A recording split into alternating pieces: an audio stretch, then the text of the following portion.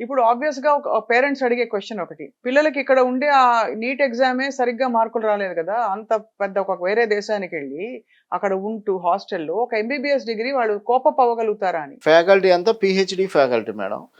ఇప్పుడు మన దగ్గర ఎఫ్ఎంజీఈ 2024 ఎఫ్ఎంజీఈ అని మనం గూగుల్‌లో సెర్చ్ చేస్తే వేరే కంట్రీస్ నుంచి ఎఫ్ఎంజీఈ పాస్ అయిన వాళ్ళ పర్సంటేజ్ వస్తుందండి. ఇప్పుడు మనం ఒక 10 ఇయర్స్ బ్యాక్ అయితే మనకు కొంచెం 10-20% ఉండేదండి. ఇప్పుడు ఎఫ్ఎంజీఈ పాస్ అయిన వాళ్ళు 80% ఉన్నారు మేడం. హుహు. వై బికాజ్ అంటే క్రీమ్ ఉన్న పిల్లలందరూ అక్కడికెళ్తున్నారు. అది. ఇప్పుడు బాగా అవేర్‌నెస్ వచ్చిందండి పేరెంట్‌కి. బాగా అవేర్‌నెస్ వచ్చింది. పేరెంటు సెర్చ్ చేస్తున్నాడు. ఏ కంట్రీ బావుంటుంది?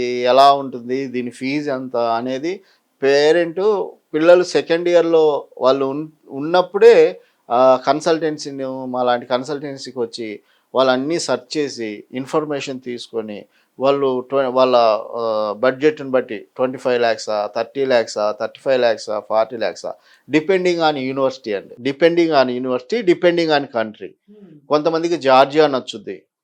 కొంతమందికి కజకిస్తాన్, కొంతమందికి కిర్గిస్తాన్.